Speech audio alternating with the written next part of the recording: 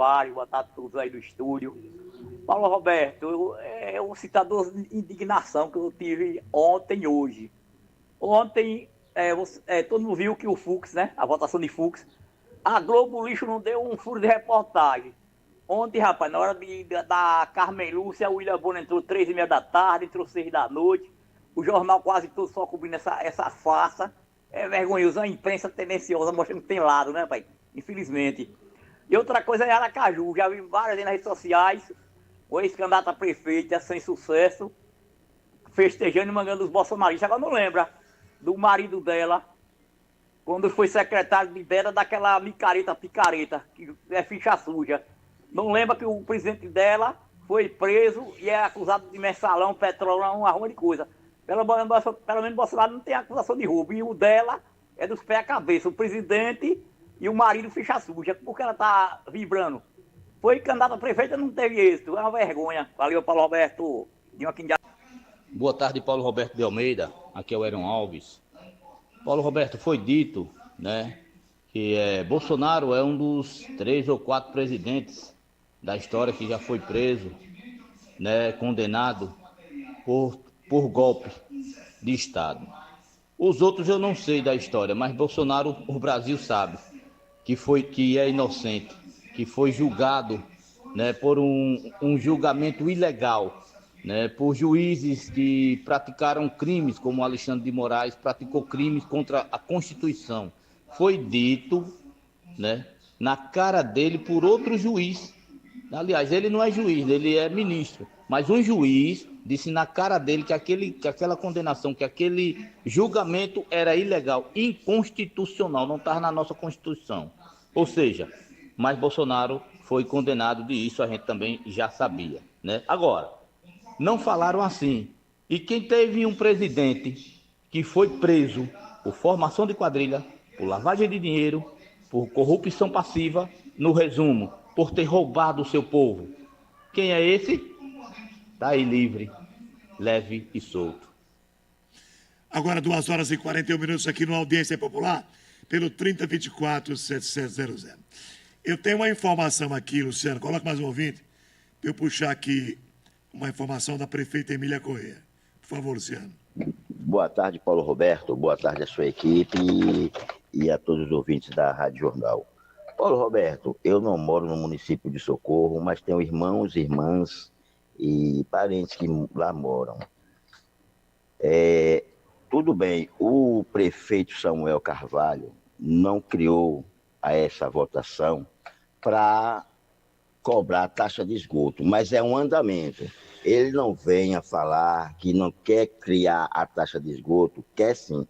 Foi aprovada essa lei, que é federal, de 2007, certo? Ele não vai cobrar agora a taxa de esgoto esse ano, mas no próximo ano, com a votação já feita e aceita por certos vereadores de Socorro, essa lei vai ser aprovada e vai ser cumprida no próximo ano. Então, fique atento, povo.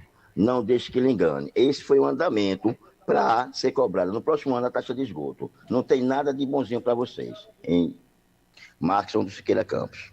Bom, eu quero mandar aqui um abraço para toda a galera aí da Barra dos Coqueiros, né? Estava ontem com a gente, bacana, né?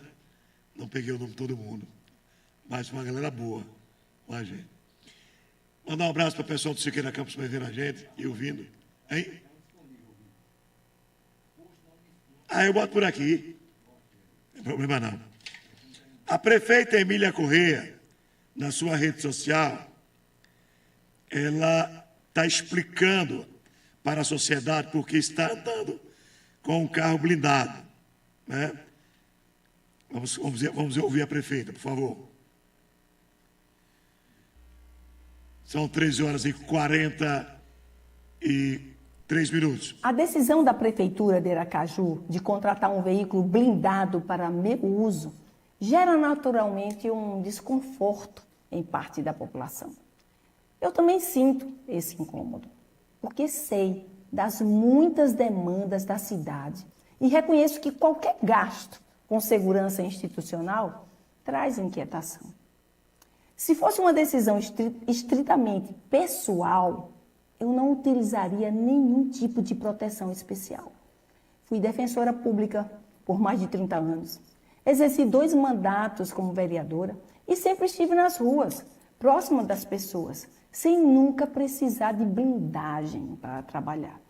Minha vida pública sempre foi marcada pela simplicidade e pela defesa da população. Mas hoje, como prefeita de uma capital, eu não posso negligenciar minha segurança.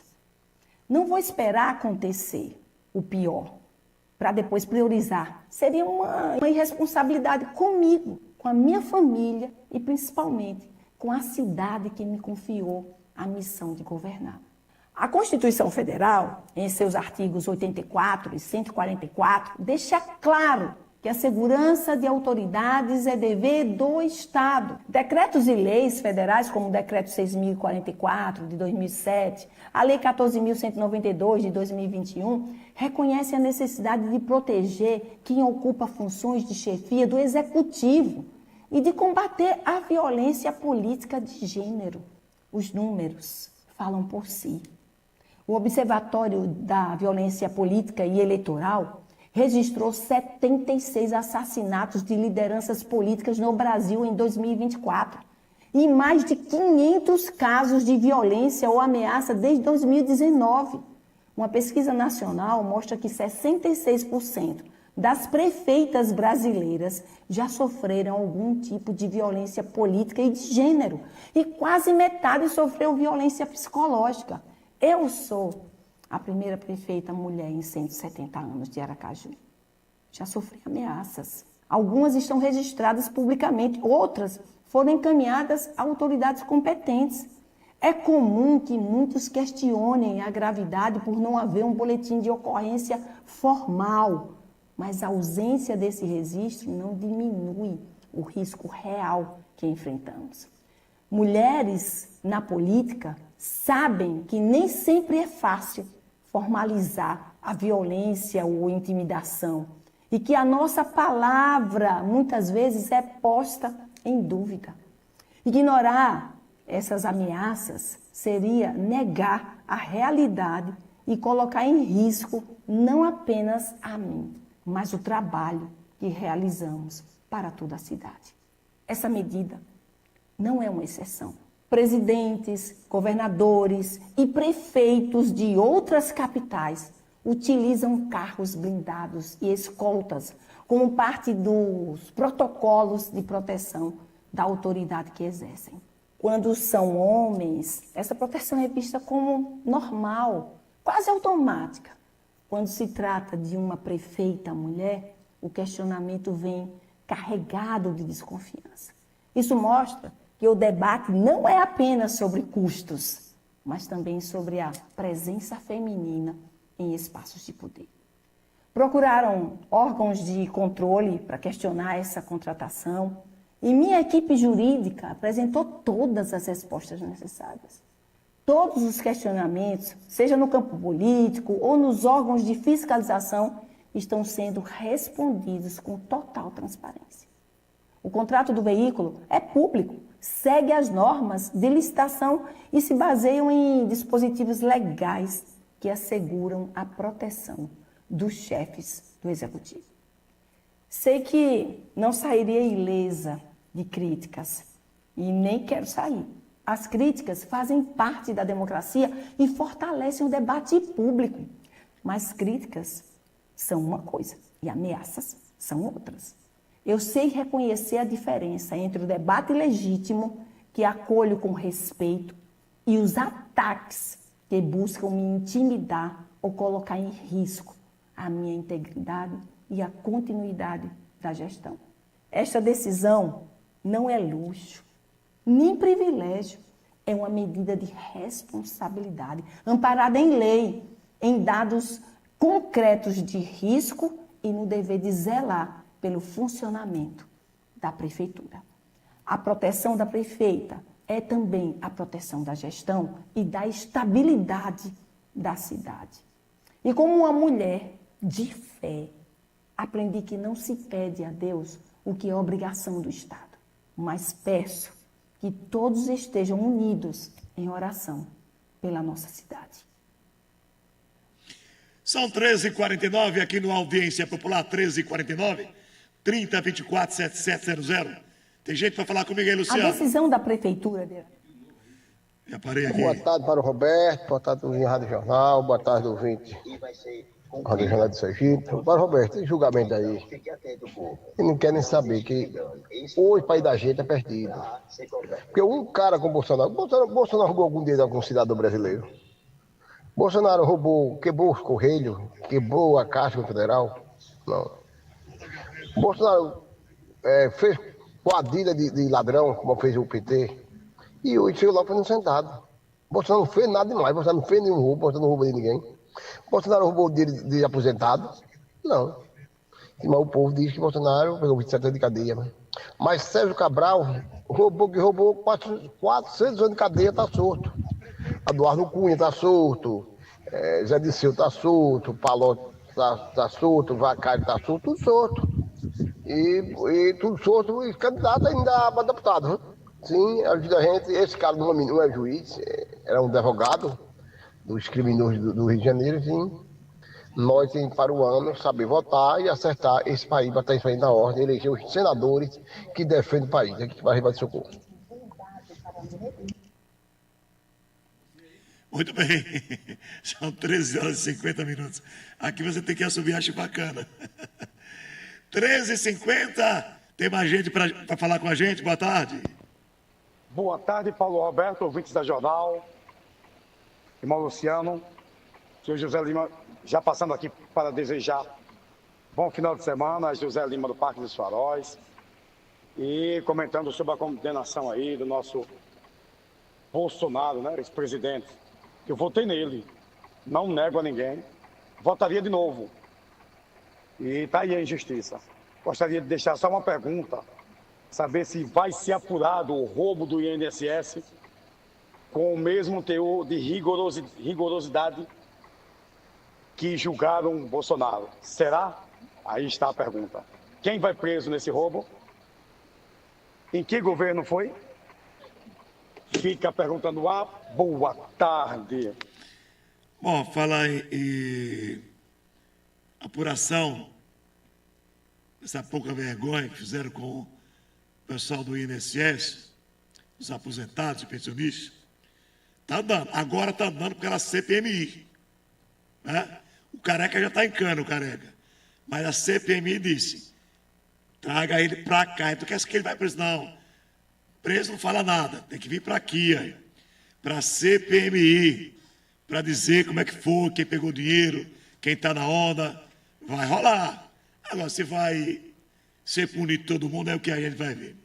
Já estou com o Carlos Augusto aqui, ao vivo, sindicato do pessoal de Ademias, Sindicato da Saúde do município de Aracaju, que tem também informações sobre as negociações com a Prefeitura de Aracaju.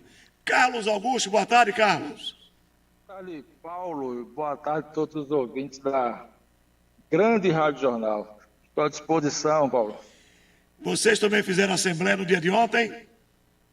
Não, Paulo, nós não fizemos assembleia no dia de ontem, mas faremos a assembleia na próxima semana, porque precisamos avaliar as posições até agora tomadas pela Prefeitura de Aracaju sobre as nossas negociações, e essa assembleia decidirá se os próximos passos, né?